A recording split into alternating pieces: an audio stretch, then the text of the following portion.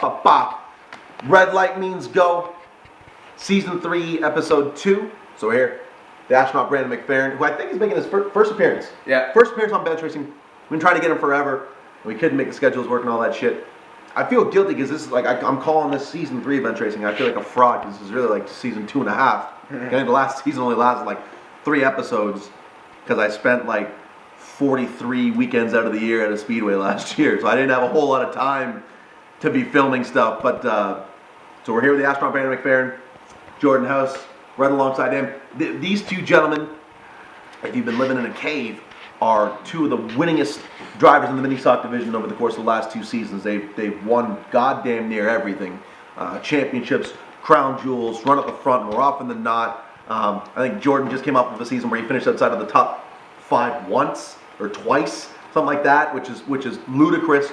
You're just coming off of a Velocity 250 win. Yep. So just a big season all around. And the other thing that ties you two together is the fact that you're not going to be racing mini stock next year. This is going to be one of the most interesting mini stock seasons we've had in a while because this is a transition year.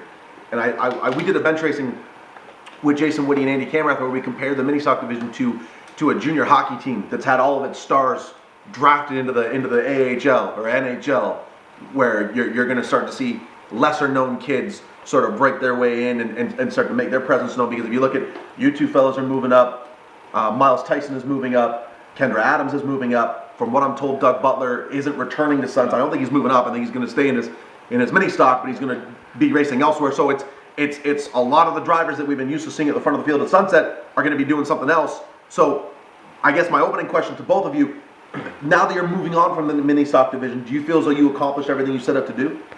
I'm pretty happy with what I've set out to. I've won a lot of races in the mini stocks, and I've won a lot of big races as well as Jordan.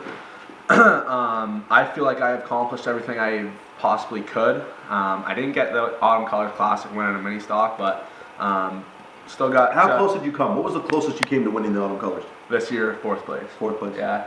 It's tough, man. That place is so hard. It's so hard to pass. It's hard to win at. Yep. I mean, starting position means so much. It's just it's a really, really, really tough race to win. I think that that track is really geared towards a front wheel drive track. I mean, it just, you don't really see too many Mustangs running up front. Like, I mean, Benedict had a real strong run there. I had a strong run. I ran with them all race, and it's a driver's track, and you just got to drive the shit out of the car. Yep. And that's the truth. And I haven't really had a bad run at Autumn Colors. I love the place, but I'm still searching for the victory. So hopefully it'll come in a Thunder Car or Super Stock or wherever. The field doesn't get any easier. No, it doesn't get any easier moving up. Right, the Thunder Car division they've had there at the class the last couple of years. Good. Yeah. God, and it's been good. So we'll see what you guys got now that you get to take a shot at it in 2016. Yeah, I mean, that's for sure. Yeah, I'm on the same boat as Brandon there. I've won a few races. My first year we went out, Dad told me not even to expect to finish in the top 10. Yep. I think I more or less pumped myself up after finishing 3rd in Rookie of the Year and winning Velocity, which that really boosted my confidence going into this year. And we won a few races and won some specials, ran different tracks. And like Brandon said, he ran Autumn Colors. I wanted to run that really bad. Didn't have the car to run that race. But yeah, because you sold your car before the playoff season even started. Yeah, which was, I mean, in an era where cars aren't selling, and guys are taking baths on their equipment, you lucked out. I mean, it's a great car, but you were very fortunate to, I guess, sell it as quickly as you did. Yeah, Dilly sold it on us our first year to Serranos, and we said, no, we're not ready to finish off with the end. And about halfway through last year, we just said, all right, by the end of the year, you can have it. We don't need it for the playoff season. Yep. So I was lucky enough to have Bullen's car and run the playoff season in Bullen's car. And you transferred out of the B main at both the Velocity and Frosttoberfest, because you weren't there at either event. You weren't able to make the preliminary night, the qualifying night. So you show up on the Sunday twice, race your way into the show, and I think at both events you finished inside of the top 5. No? Yeah. That's pretty impressive. Where did the relationship with Phil Bullen come from? Actually, we met him through the Adams family, and of course, that's Phil's old super behind us, Dad's now. And the relationship between the two families kind of more or less just grew over the last 2 years. And Melissa being out of racing because of the concussion, he asked me if I wanted to run the car. Like, is there a rookie that has had a worse freshman season than Melissa Bullen? That girl took a beating. Like, two really bad wrecks that weren't her fault. Yeah, you know, and just a rough deal. And then was it concussion related symptoms? Did they ever diagnose it as a concussion, or it was a head injury of some sort? Or I'm not 100%. I'm not 100% sure either. I don't want to start diagnosing over YouTube, but it was something serious enough that she was out of the car. So that's a rough deal. Both times when she wrecked, I was sitting right in front of it, and it literally sounded like a grenade going off when she hit the wall. It's those wrecks that turn your stomach upside down, and you're just like, oh boy, like that's a bad deal. And when she hit, man, that's probably the hardest hit I've ever seen in the mini stock. Have you wrecked that in the mini stock? You haven't, have you? No. You're not a guy. Neither one of you are guys that are really hard on equipment. I don't think you haven't wrecked that hard. You had the inside wall this year though, didn't you? Last year, that was pretty. Yeah. Enough to rattle your cage a little bit, or no, didn't bother me. So you guys are fortunate that you're growing up in this era now with Hans devices and the containment seats and the full face helmets and just like safety now is at this level that it's never been at before. I mean, you look at my father-in-law still has that straight up and down Kirky seat in the Super Bowl. He's like these old school dudes. They don't want the containment seats. They don't want the Hans devices. They're so against it. But kids now coming up, I think I don't know of a teenage driver that's not receptive to the safety advancements and rightly so, because it's protecting guys and allowing guys to walk away from wrecks that they probably wouldn't have 20 years ago. It's stupid not to have equipment like that in any kind of race car. I don't care if you're in a pure stock, mini stock, or even cup cars. Like you need safety equipment, and I don't care what car you're in. You need it. Like people say, oh, you're not going that fast. You probably shouldn't need it.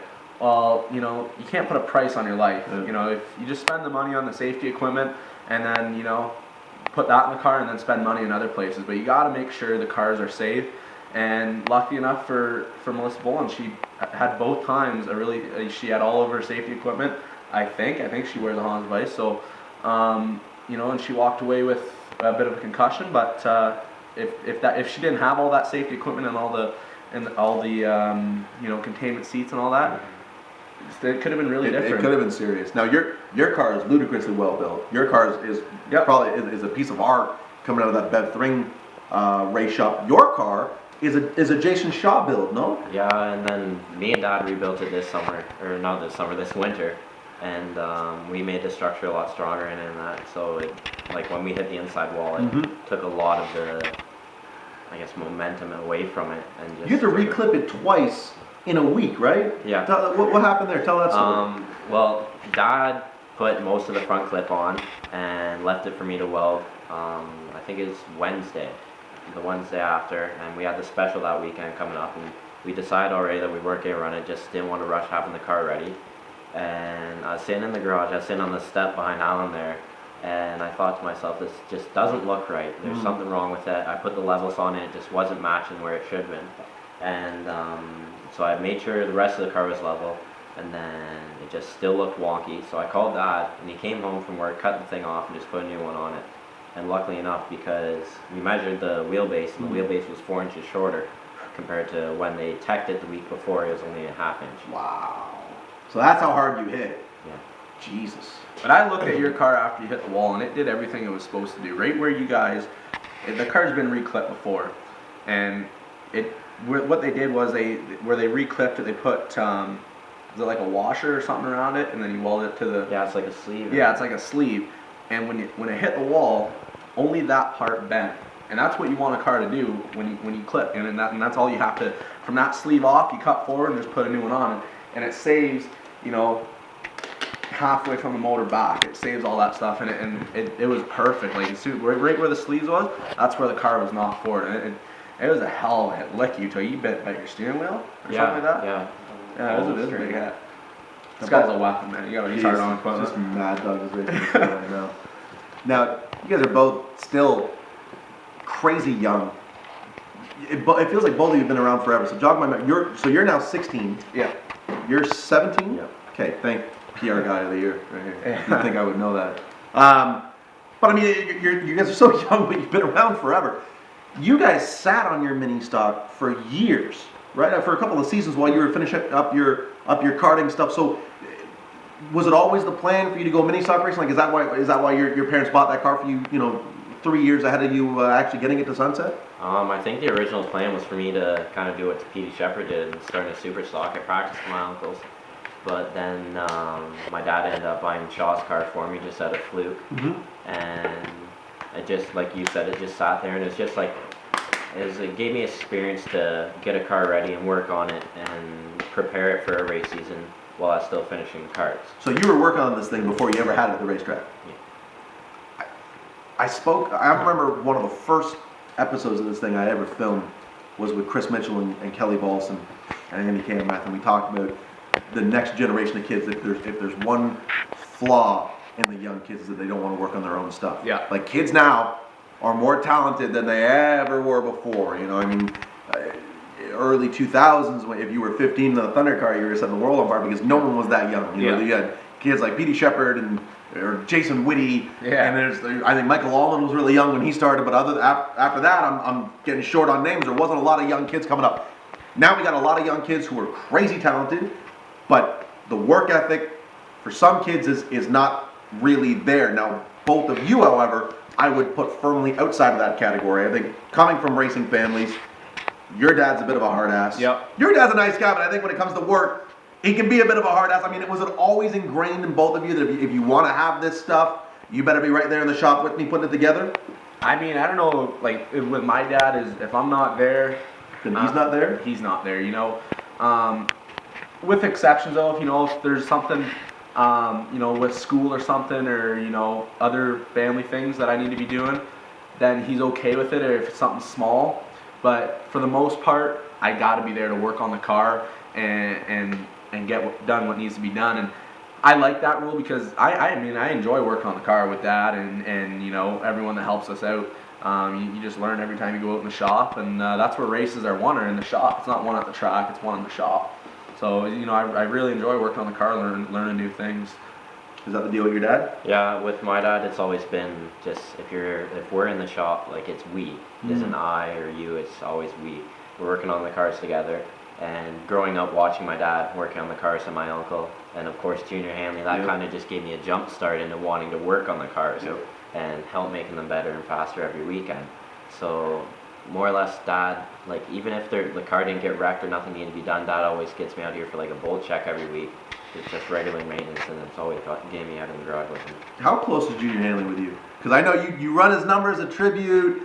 He calls you on your birthday, which, if you the dude has websites and Facebook groups dedicated to him. Anytime I go and work a show in the States and someone asks me where I'm from and I tell them where, is Junior Hanley still building cars? Is Junior Hanley still racing up there? I mean, the dude's a legend everywhere in this industry. I mean, not just Ontario, not just Canada, everywhere. So the fact that he's a part of your life has to be awesome, but what role does he play in your program? Actually, more or less, he's kind of like a grandfather to me. I've gotten that close to him, and his son Jeff calls like my dad his brother, so it's kind of like a tight-knit family we've got now going on there. And more or less, like, he's kind of been a crew chief to Dad, and he's kind of taken that on with me now, more of Dad like being on the back burner, just backing off a little bit from racing and focusing on me now. And I know Junior's at McCall's. I can't thank him enough for that. They put together a super stock for me this week. So, like, for having Junior to go up there and to another race shop and build a car for me, that shows how close we are. Now, does he ever take a driver coach approach with you, or does he sort of let your dad handle that? Because I can imagine that could get a little awkward, right? When you have, it's Paul's son, so of course Paul's going to want to be the one sort of guiding you. But does Junior step in when he needs to, or what sort of dynamic is there?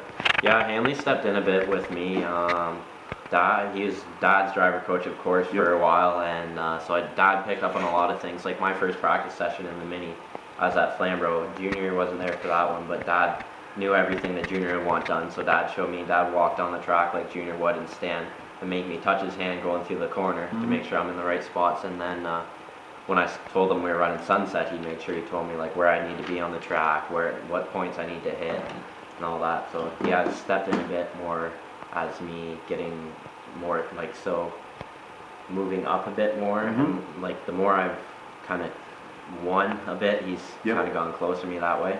Your program's a little bit different because you haven't really had someone to come in and fill that role of driver coach. You sort of learned by doing things the wrong way, right? I wouldn't say that.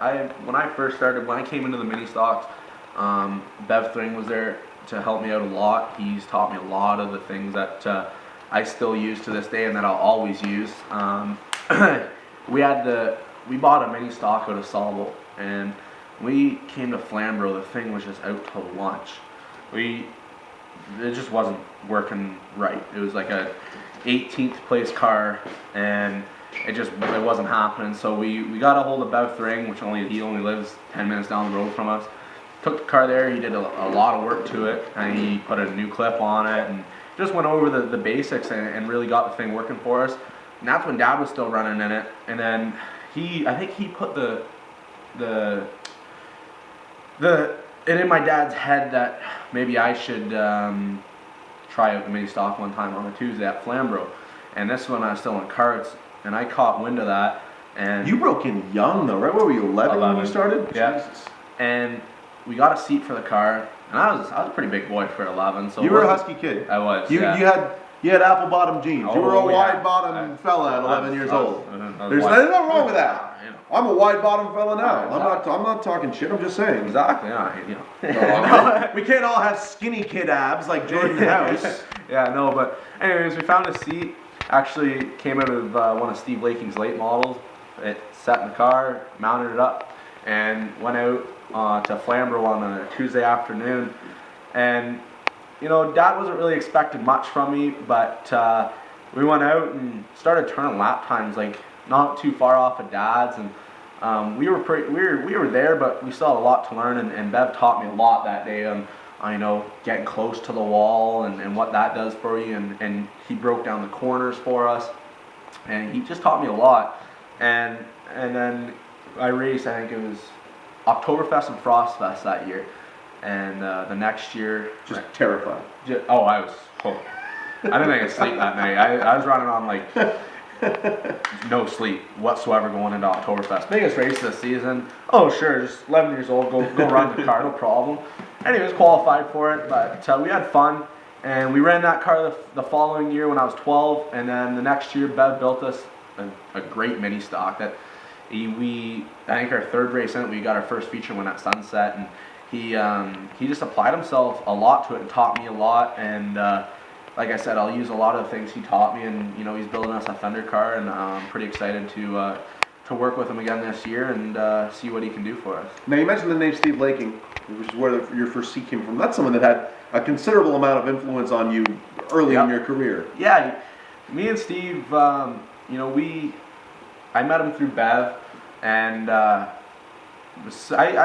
to this day I still look up to him as a guy that I want to be in the future. He's really cool, calm guy, and somebody that's always there in a race, and you got to watch for. And I look up to him, and when I was 12 years old when he asked me if I was interested in practicing his late model, and I thought he was crazy. And track it just rained, and Flamborough got rained out, and we're kind of just sitting around talking. Everyone's laughed, and the track kind of was dry, but it was still wet. And someone got talking about it that I should practice Steve's late model. Started out as a joke, and then Steve says, "Well, if you want, we can put you in it." So I'm like 12 years old, getting a chance to run a late model. I'm like, yeah, got in this thing.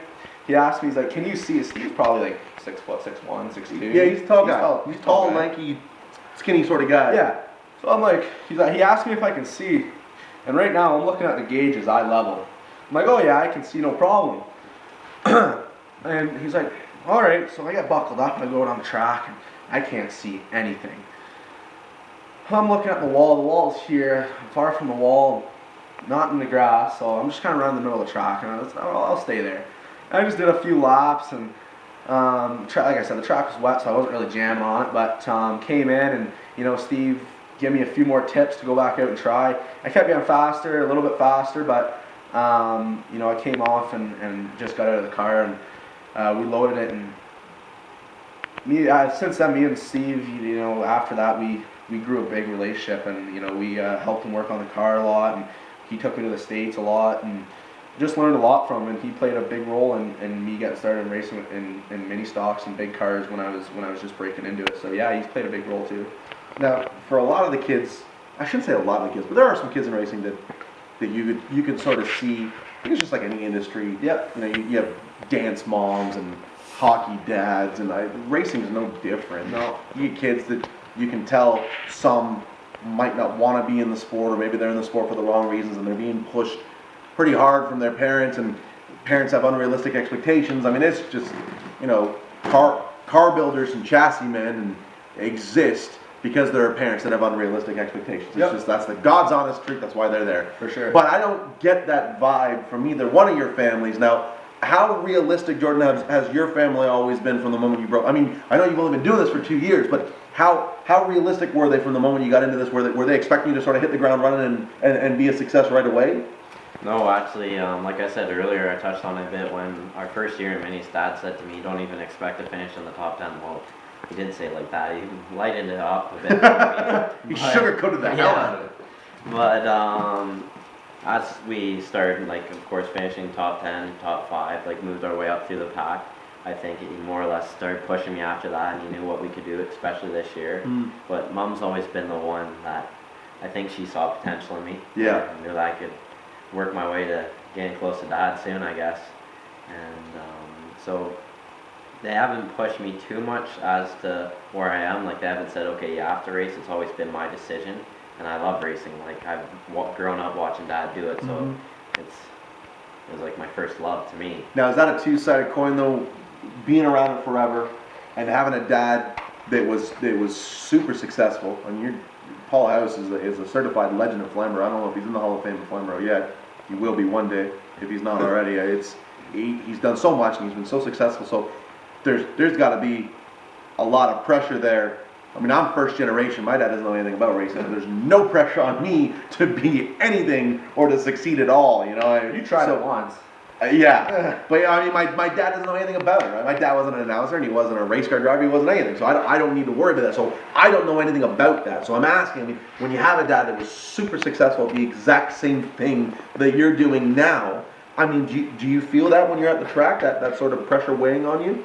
Yeah, I feel the pressure a bit, but I kind of turn that pressure more into motivation for me to do the best I can and come out, try and get the win every weekend, right? I'm more or less living up to Dad's coattails. I'm just trying to catch him, what he's done, and surpass it. I don't want to make my dad look like just another guy out there, but on the other side, I do. I want to be the best at everything I do. I'm not trying to sound cocky by saying that, but it's most people's goal. At the end of the if you're going to put hours into something, you're doing it because you want to be the best. We don't know. No one's putting in 30, 40 hours a week at this stuff for a participation ribbon. That's the truth. We don't go to the track. I think we can both vouch on this. We don't go to the track to finish second. No, you're not there to participate. So, that's the problem with me and Brandon both being so close. We ran karts together, and then when Brandon broke off and ran karts, we kind of distanced ourselves. But when I came to Sunset last year, we gained that bond again. That we got really close again. Thing is, we were both top runners this year, and we know. We're both going to the win, and somebody's got to finish second. So there was probably a few times this year where we both wanted to get out and probably go kick the shit out of each other. Yeah, but that's what comes with it, But even last year, you took a couple of my chances. My first one in a mini stock away from me. We've, friendship away from the track, and I mean, I'm not gonna say you lose friendship totally when you go on the track, but you don't race anybody differently. I race everybody the same. I race you the way you want to be raced, right? You might have a little bit more respect for the person compared to somebody who's gone out and you haven't known and they've gone into you before compared to your buddy who's gone into you. I find, as soon as Jordan came out and started racing mini stocks, it almost pushed me harder to win races and kind of set a goal for myself. And I think we both push each other right to the limits and try to make each other the best there ever was. And I find this year where he won a lot of races more than me, it really it set a big goal for me to come to the track. It's okay, I got to beat Jordan this week, or I got to get close to beating him, or just he really pushed me. I don't know if I push you, but he drives the hell out of me, man. There's not one driver out there that races me harder than Jordan, and it's great. I mean, it's fun racing with him. Well, you, Jordan, you had an exceptionally good year this year. I think you probably performed better than a lot of people thought you would. I This is surpassed your second. my own goals. I think you surpassed a lot of people's expectations, not because you're not talented, not because you don't have a bright future, but because it's your second year in the car in an absurdly deep division. I think you really sort of did more than people, at least at the beginning of the year, thought you were going to. You, on the other hand, I mean, I don't feel off base saying this. I think you struggled a lot more than people thought you would. Did you anticipate going through a bit of a lull this year, a bit of a championship hangover this year?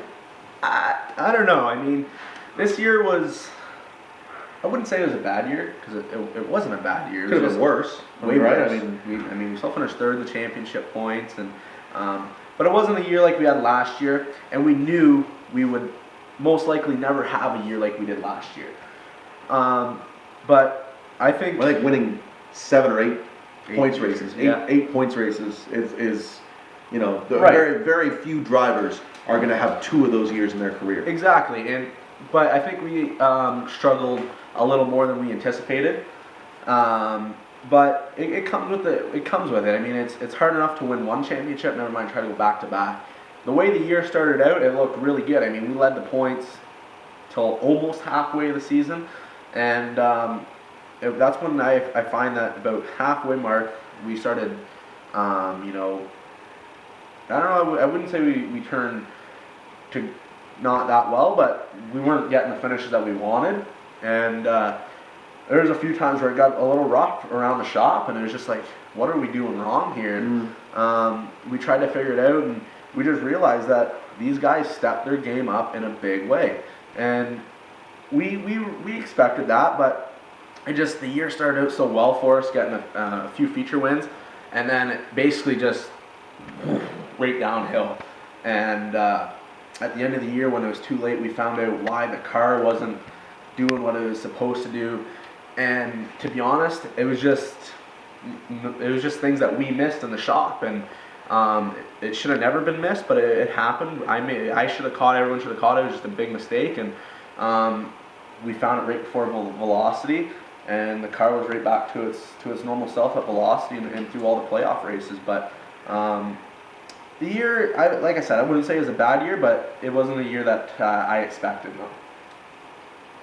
Do you both feel that fans in general now are caring more about the mini stock division than they ever did before? For sure. I think what brought a lot of fans down was actually probably Camerath coming down, because that's a big name joining the mini stock division. Yeah. And Brandon's been. And God, he takes a lot of heat for it, though. Oh my God! I mean, That guy's got some big shoulders. he takes heat. When he got out of the car at Autumn Colors, he didn't even win. I think he finished 3rd, and people were booing him. Yeah. I said it, like, I turned the mic off. I'm like, Jesus, dude, like, that's more of a reaction than any other driver has gotten all weekend. Yep. Positive or negative. Biggest reaction anyone's gotten all weekend. And I mean, I'm hearing the crowd pops for both of you. The crowd pops for Danny Benedict. The crowd pops for, Miles Tyson has a bit of a following on his own. I mean, it's just, you're seeing people care, when before, the mini stocks were the bathroom break, or the time when you go and get food. I mean, they're not that anymore. Do you feel it when you're, on social media? Do you feel it when you're at the racetrack and you're sort of interacting with the fans?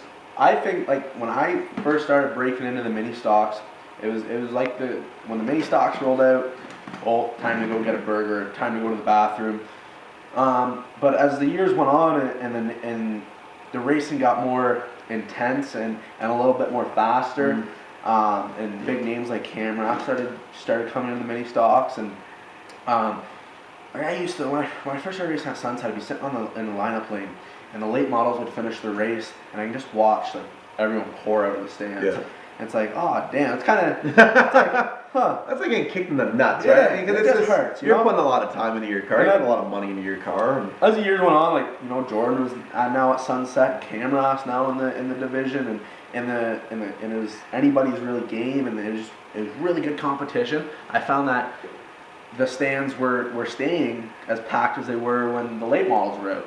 And when we go out on the track for driver autograph sessions, I find that we're interacting more with the fans, and I really think the mini stock division has come a long way, and the fans really are starting to enjoy the racing. And I think the racing's great. It's come a long way, and I'm sure it's gonna stay the same. I mean, you got still big name guys like Warren Paxton, Camrath, Butler, all those guys. They're still going to be in the mini stocks, and they're going to put a hell of a show on. Is there a direct correlation between the aesthetics of these cars and how good they look now compared to 7 or 8 years ago to the fans having a connection with them? Because like they look like race cars now, right? I want to go look at the late models. Like everybody knows that. I've been out there with Dad growing up when he had autograph sessions. Everybody goes to the late model, wants to look inside. And I think me and Brandon have two cars that really amped up what mini stocks are now. Yeah. And people are more going towards our cars, looking inside. Like I had lots of, we put an interior in my car this year, an all aluminum interior. Some people weren't happy, but it looked nice. And everybody, like we had fans coming over, and you'd see people ducking their heads in, looking at it, bringing people over to look at it. And I think a lot of it is like you get a nice set of graphics on there. Me and Brandon had a nice graphic. There's tons of guys had nice decals on there. Look at Camera's car. That thing looks sweet. This is Civic. Not getting a Civic. It's hard to believe that thing didn't get best appearing car. I think I had the best. I'm going to reserve my comment. The best appearing awards are funny. I think there were a few cars that probably should have won that didn't. I don't know how that whole thing. It's too big of a category now. I guess. I mean, when you have 6 or 7 cars in every division win. I mean, my personal opinion, best appearing should, like, if you're the best, it's one. Yep. Exactly. You know, there's one best appearing. So, I mean, if you're going to give it to 7 or 8, you might as well give it to 12 or 13 or 14 or get a plaque and make a plaque for every single driver in the division. If you're going to have a best appearing, there should be one. My personal thoughts, and hopefully I don't take a lot of heat from the powers that be, but that's honestly what I feel. That's the way it was at Flamborough. There's one car that got best appearing, and I really think it's not a big award, but in its own way it is a big award. It really pushes people to bring nice looking cars to the track every week and try to get that award, because it's kind of rewarding at the end of the year to bring that home and hang it up in the shop and you know, look at it with the guys and say, wow, we brought a good looking race car to the track every week this year. Let's do it again next year and try to get another one. Now, as far as from a sponsor standpoint, is putting that amount of effort and money into what your car looks like, is that an investment? I think so. Yeah, because like when you have a car out on the track that catches somebody's eye, people are gonna start reading what's on your car. Like Dad's always done it. He's always put something really nice on the hood, like one whole scene. So I did it with Stewart's and Kubota this year, and like people saw the tractor on there, so they look at it, try and figure what that is. I know if I was a fan and I was sitting in the stands, I wouldn't look at a car that had shoe polish on the door. I'd look at a car that had, you know, nice graphics on it, and a number that sticks out, a hood that sticks out. That's the car that would grab my attention, and that's a car that I would want my name on it. And we always see like these internet memes that people share on Facebook. Oh yeah, a vinyl package never won a race. Well, no, but it's kept a sponsor. You know, I mean, it's, you know, so what way do you want to look at it? If you're independently wealthy and you fund your own race program, then shit, make the cars look as boring as you want, right? It's your car. Do whatever you want. Your car's a mobile billboard, is what it is. Yeah. That's absolutely. And that's when I go after sponsors, a good way to sell the guy that what you're trying to sell them is, say, you know, if they want their name on the trailer, it basically works as a moving billboard on the highway, and then it works the same with your car. You know, you got, I don't know how many fans Sunset brings in, but I don't know the number on that. But when, you know, you got a big sticker on the side of your race car that says, you know, for instance, Peter D. Laird, they're going to read that, and they're going to read that for 25 laps, hopefully, if they're watching you. But, you know, if you can bring a nice looking car to the track every week that stands out and that has a lot of sponsors on it, that's the one that I want to go to, and that's the one I want my name on it. With as awful as the economy is now and how hard it is to rip money out of sponsors' hands to try to get someone to support your program, are you finding now that you sort of have to go out of the box a little bit, Jordan, and try newer and creative ways to try to get people to sign that check now? Yeah, a little bit. Like that actually is trying to get me to throw some sponsorship ideas like Brandon did. Just say, if you want your name on the trailer, we can do that.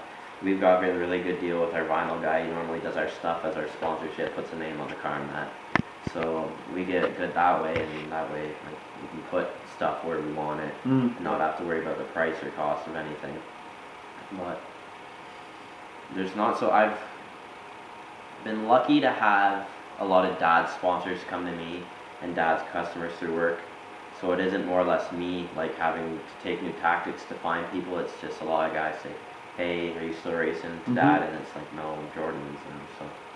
Well, okay, so for yourself, is it about sort of creating that relationship with your fan base and cultivating a buzz and maintaining a social media presence? I mean, is all that sort of part of it and part of keeping a relationship with a sponsor and bringing new people into the fold? Oh, for sure it is. I mean, I know I wasn't lucky enough to really have a dad that used to race, and I couldn't really bring his sponsors over to fund my racing program. But like, it kind of works the same way because it's all, you know, family friends and dad's friends that have their name on their car. So it kind of works in the same sense, but you know, we just didn't have the name. Like, dad didn't have those guys sponsoring him. It just, you know, he works for Peter D. Laird, and Peter D. Laird, he's worked for him for 20 years, I think. And you know, Pete's always sponsored me in whatever I've done, go-karts, J-car, you know, anything. And that's just a friendship and bond that we have, and he's always on the car. We just know that he's always going to be supporting us, and you know, it's a little sponsor that we have, and we all have some way of a friendly relationship with our fans, and they're always asking about, you know, where can we see your interviews? But so that's asking your question about social media. Yes, so social media does play a big part in racing nowadays. Back a long time ago, before me and Jordan, social media wasn't even a thing. No one, it was just, you know, you talked about it face to face, or, you know, whatever. Or about Wheel Spin News or whatever the hell whatever publications they had. Yeah. Yeah, no. So nowadays it's about having an Instagram account, Twitter account, Facebook page to, you know, post how you did or what's going on this week, or, you know, where your next car show is going to be, and really touch base with the fans and keep them entertained through the week while they're not at the racetrack, and keep them looking forward to the following week. So social media is a big part of racing nowadays. When you're walking around now at the racetrack, are you always mindful of how you carry yourself and how you're acting, and the fact that you never know who's watching? I mean, is that always sort of in the back of your mind, Jordan? Yeah, that's a big part to being at the racetrack, is you always have to watch yourself. Like, you don't want to come into the pits after a rough race and throw a fit, because you don't know if a potential sponsor is walking by, or one of your sponsors that you didn't notice, and you don't want. Or someone that might sponsor you 15 years from now. Exactly. Right? Someone's always watching. Yep. I think it's nowadays, it's like you said, it's always about it's about how you carry yourself, and there's always going to be someone watching, whether it's a, you know, friend, family member, potential sponsor, current sponsor. Someone's always watching what you're doing at the track, and you don't want to be, you know, a plain Jane type of dude and walk around with a straight look on your face. You want to be that guy that can walk down the pits, laugh and joke with his buddies, and laugh and joke with the fans. Always have a smile on their face, and you know, when I see that, like when I see other drivers, you know, walking down the pits, talking to fans and laughing and joking with their buddies, and making, you know, say if I was a younger guy walking. Because you're supposed to be having fun. Yeah. At the end of this, you're supposed to be having fun. Yeah. That's kind of the whole reason we're doing all of this. Exactly. And I know if I was a younger fan walking through the pits, and I seen a driver walking, one of the, you know, say a guy that wins every other week, and I'm a big fan, but I see him walking in the pits with this nasty look on his face, and straight up, you know, I don't really want to be talking. I'd be scared of that guy. I wouldn't talk to him. I wouldn't ask for his autograph. But if it'd make me more comfortable to see that my favorite driver having a smile on his face, saying hey to this guy, hey to that guy, and it would make it more easier for someone to walk up to him and start talking to him. But, you know, like, it even goes for sponsors or potential sponsors. If I see a guy that's easy to talk to and can keep a conversation going and really pump up everyone that's helping him out, that's the type of guy I want to talk to. And don't think that word isn't going to travel if you're a miserable person. If you're a miserable person, I mean, people are going to talk. It's a tight-knit community. Yep. Well, a lot of people in racing, by and large, when you compare it to other sports or other industries, Not a lot of people. The word gets around. I mean, if you act like a complete dick, people are gonna know. Yep. That's just the facts of life, man. I mean, and if you're one of those drivers that comes in and throws a fit, or yells at their team, or yells at their dad, or throws their Hans device, your competitors are making fun of you. Yep. Don't think that they're not. They are. Yeah. Because we hear it every week. I could name names for days. At every track, in every division, there's always a couple of drivers, and your fellow competitors and their teams are making fun of you because you look ridiculous. Yep. I'd be lying if I said I hadn't got out of the car one time and was heated and probably said some things that I shouldn't have said, but it wasn't to a point where I made myself look stupid. I got my point across to whoever I wanted to get my point across to, and I didn't anyone. I didn't, swear at anyone, but I was a little heated. Just got my point across and walked away. There was no, hey this, hey that, no swear words, because now tracks are starting to throw drivers out that are using cuss words to other drivers just because of fans, and for that reason, It all comes back to how you conduct yourself. Exactly. It's one thing to go talk to a guy after a race after you get heated with him. It's another to go, start throwing hands and whatnot. But I have a lot of respect for guys that, after they get into something on the track and they talk about it after the race, but level-headed. And that's a big thing in racing now.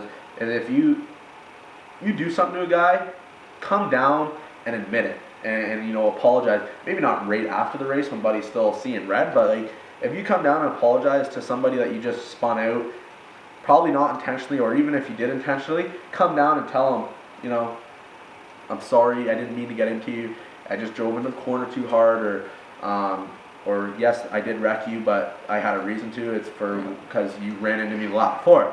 But not too many guys do that. Think of how far that argument. Yeah, it's not going to go too far. It's not going to get you very far. Don't bother. But if you don't do that, if you do apologize to a guy after you non-intentionally take him out, that goes a long way. Yeah. So, yeah. So, I gotta ask. 2 years, you're 2 and done. You're not a 1 and done. You're 2 and done. You're moving on. Came close to winning the championship this year. Weren't able to clinch it. Is there a sense of regret now? Moving on, like you're going to get into the Super Stock division. It's going to be a completely new challenge. But is there always going to be that little bit of regret, sort of tugging at you that you weren't able to clinch the Sunset Mini Stock Championship? I wouldn't say too much regret about it because I was able to race guys like Brandon and Andy Camerath and Doug Butler. Yes, he beat us this year in the championship, but we've also went out and beat them like on some regular Saturday night events. We beat them at specials, and I think more or less for us, we won. We didn't have the best of luck this year, and there's nothing you can do about that. Everybody has their own luck. We had some hard luck, and that's pretty much what put the boots to us winning the championship this year. I think we lost by 19 points, and the first DNF we had, we were out 19 points, and then we came back and grabbed the points lead by the next 2 races. So I think if we had a bit more time, we would have had it, so I'm not really having any regrets about that. Is there a point where the Mini Stock division stops being a development tool and you start picking up bad habits? I think. Like, is there an expiration date on how long you should stay? If you're looking to move up, like, and I'm not saying that guys that don't have the money to move up should move up just for the sake of it, but I mean, if you're really looking to progress naturally up the ranks and you want to one day run a Super Stock and then move to a late model, is there a point in time where Mini Stock can only teach you so much? Do you sort of hit that expiration date? Yeah, I think so. I mean, Mini Stocks, it's great for learning how to pass and basically learn the basics that you need to know of racing. Mini Stock racing has taught me a lot, and I carried it over. I ran 2 races in Kane Lapsovic's Super Stock this year, and I found myself using a lot of the things I'd use in a Mini Stock. You caught a lot of heat for that too. Oh yeah. How dare you win that race? Yeah, how dare you win that feature? Caught heat. God damn. Anyways, wouldn't be the first time. Don't do that. Yeah. Whatever. But anyways, I found myself using a lot of the driving styles I use in the Mini Stock, but obviously you got to let off a lot earlier because you're going a lot faster and stuff. But you learn a lot of the basics in a Mini Stock, but I found myself this year almost picking up bad habits in it, and You know, you just got to remind yourself that you can't do that. Like, you almost get to a point where you think you've tried everything and you start trying stupid things. Like, you know, oh, maybe I could drive into the corner a lot deeper. Well, no, you can't. You've already pushed the car to the limits, and you know you can't do that. You just can't do some things. And I think if you're looking to move up and you know you're going to move up, I think this was my fourth or fifth year, and I think that's a pretty good time frame for someone to move up. Jordan moved up in 2 years, but he really made a name for himself in this year and last year. So I don't see why he wouldn't move up. I mean, I think he's ready. He's a good driver. I mean, he caught on just like that. And last year we went out and practice day. He came out behind me and he was having motor issues right off the bat. But I found him. He was picking up the line right away, and I knew he's gonna be there that year. But like halfway through the season, he started giving me the chrome horn. I'm like, holy crap! He came on in a big way. Like, he really surprised me, and I figured he was going to get that first win last year, and he did. And this year, I knew he was going to be a force to reckon with, and he really did make a name for himself coming out this year. And I think he had 2 DNFs and still finished second in the points. So if you're looking to move up, there's definitely a time frame. But I mean, if you know, some guys can't afford moving up, and that's where they want. And there's nothing wrong with that at all. Nothing at all. That's why I feel, you know, someone like Doug Butler, who's been running mini stock forever, if he can't financially make that next step, there's nothing wrong with that. Nothing at There's all. not. I mean, and I think Doug unfairly catches a lot of heat for it. Yeah. If you can't do it, like, you're not stupid for staying in mini stock because you can't afford to move up. You're stupid if you're going to lose your house over this. Yeah. Or you're stupid if you're going to skip meals. Yeah. That's ridiculous. For sure. You know what I mean? So race within your means. There's nothing wrong with staying in mini stock if that's what you want to do. And Doug Butler is, if anyone is ever looking to move up to mini stock, like from go-karting or anything, Doug Butler is a guy you want to look at for pointers, man. He was so low-key this year and under the radar. He nickel and dimed you guys to death. Second and third place finishes won him that championship. It was consistent every single weekend. Good draw, patient driver. You know, maybe gets a little aggressive when he needs to, but we all do that when we need to.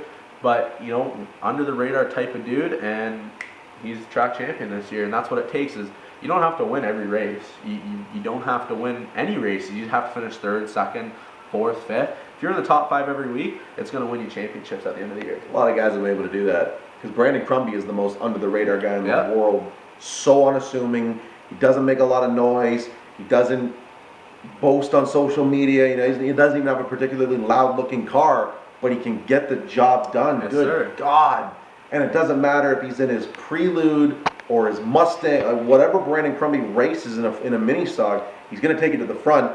You never see him coming. Nope. But when he gets to the front, I mean, he's awfully hard to beat.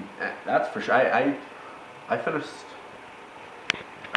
second once this year, but once was at Sauble, and you know, like you said, he's under the radar type of dude, doesn't make a lot of noise, and went out and practiced at Sauble, and I'm like, oh yeah, we got a pretty good car here. Like, I think we got the one to beat. Went out in the heat race, I'm like, oh yeah, Crumby's in my heat, but you know, I think we have a car to beat him, and he just came by me. I'm like, oh wow. And like you said, he gets the job done, and I don't think he gets enough credit. He doesn't get the love he deserves. I don't know if that's my fault or the media's. I don't know whose fault that is, but not enough people talk about how good Brandon Crumby is. He doesn't get enough credit for what he does and for the numbers that he puts up. And he went on to win I think it was Battle at the Beach that night. Yep. He went on to win that race, and the second time I met up with him was at Frostfest this year. And well, he finished third at the Velocity, so you beat him at the Velocity.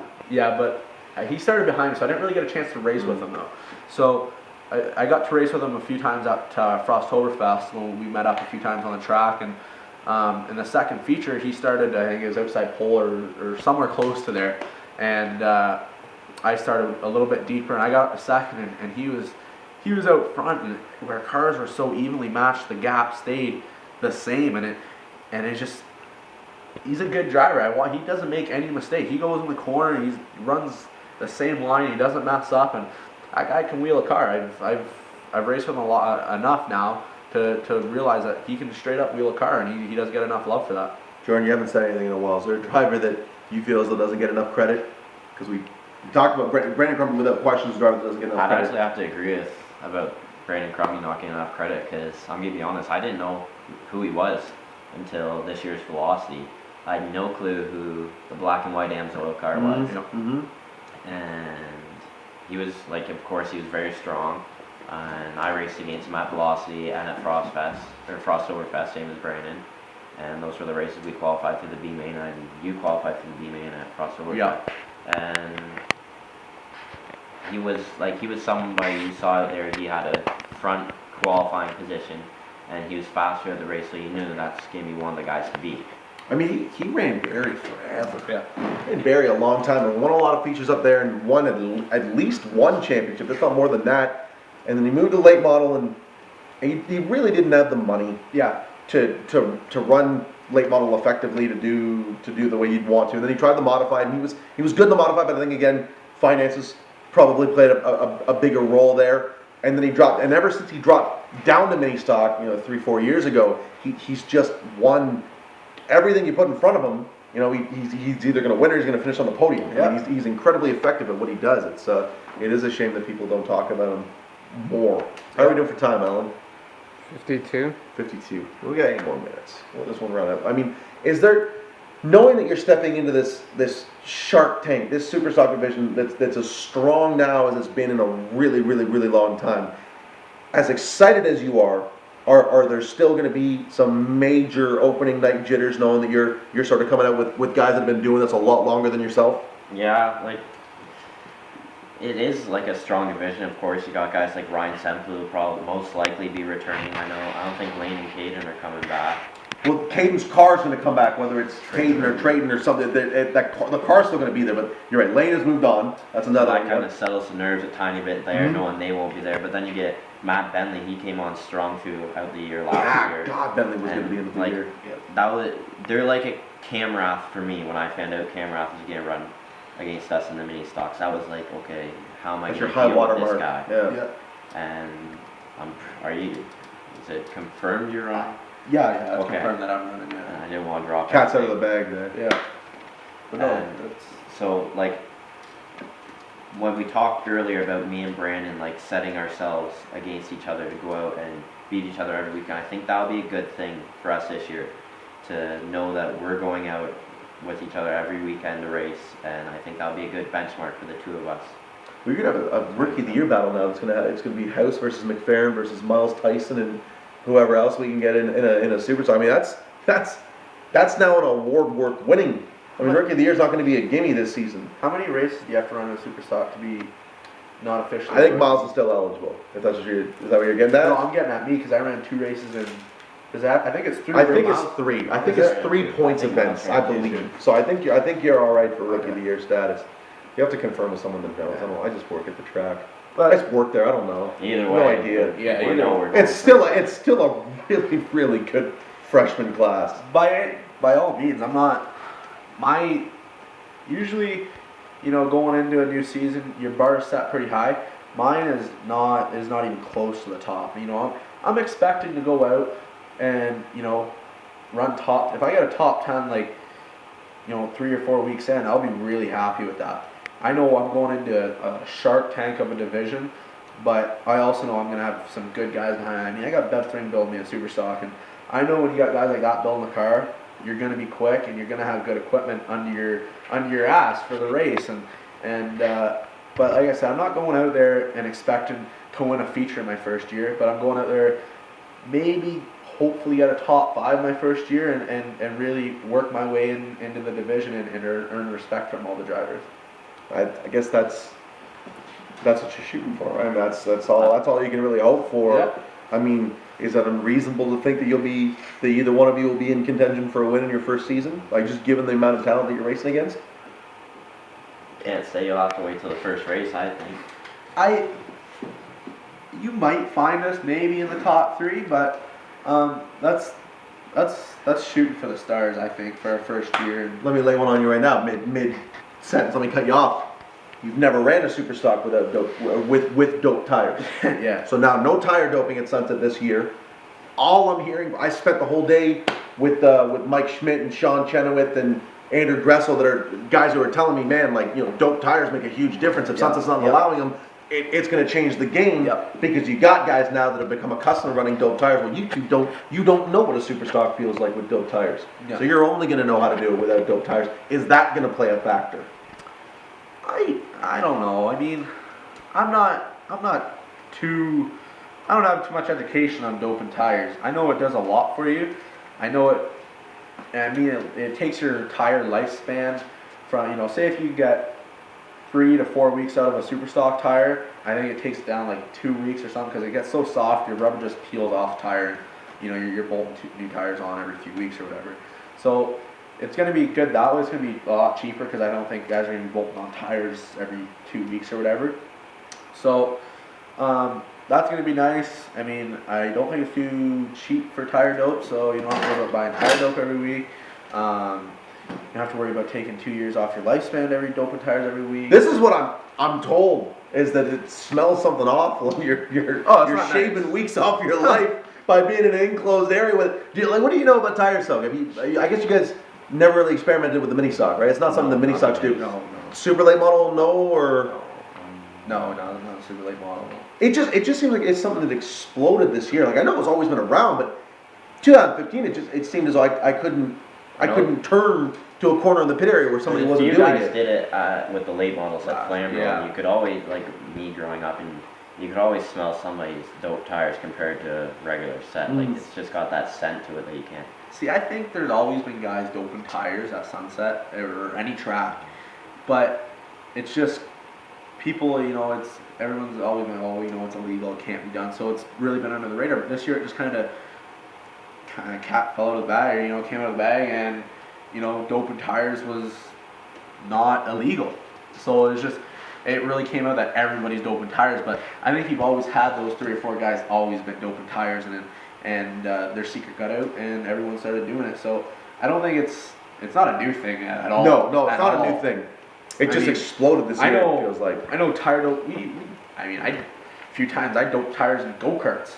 So, so you know, we did it together. I think we did it together. We doped tires in the go-karts. You spray it right in the tire, and then you wrap it up in saran wrap. And you get to the track at 6 o'clock in the morning. Before you undo the doors, you go in the trailer, take the saran wrap off the tires, and you go race. And so it's not a new thing, but it's going to be good for the track that's totally wiped out. You don't have to worry about buying tire dope. You don't have to worry about all that stuff. So I think it's going to be good for us. It's going to be good for the division and for the late models and stuff. So. Level the playing field. And that's at the end of the day, that's what they're looking for. Yeah. Parity and a level playing field for everyone is what they're looking for. That should take us to an hour. Yes? 58. Close enough.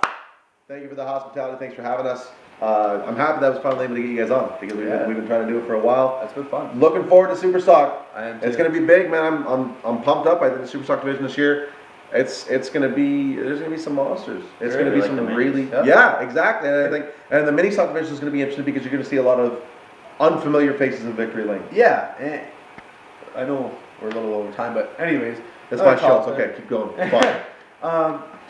It's gonna be interesting to see who's gonna be the new hot dog in the mini stock. So I didn't know. Obviously, Cameron's gonna be there. Paxton's gonna be there. I think a guy like Semeraro in Howse's old car is close to making a name for himself. I mean, he's got Stomp and Tom Walters helping him out in terms of driver coaching. So that's a young man that they could overnight sort of make a name for himself. Yep. Try to think who else. I mean, the mini stock division has been dominated by the same 6 or 7 guys for the last couple of years. So I'm trying to think who's been right outside of that. I think Garrett Tiemersma is someone that could really make a name for himself. Nick Montanari is another one who's sort of just on the cusp of becoming really, really good. I'd like to touch base on Tiemersma. He really turned the burners on in the last few races at Sunset. And I don't know what his plans are for next year. I'm going to assume it's going to be back in that Mustang he was in. And I would say that I'm going to take him as my pick for the 2015 champion.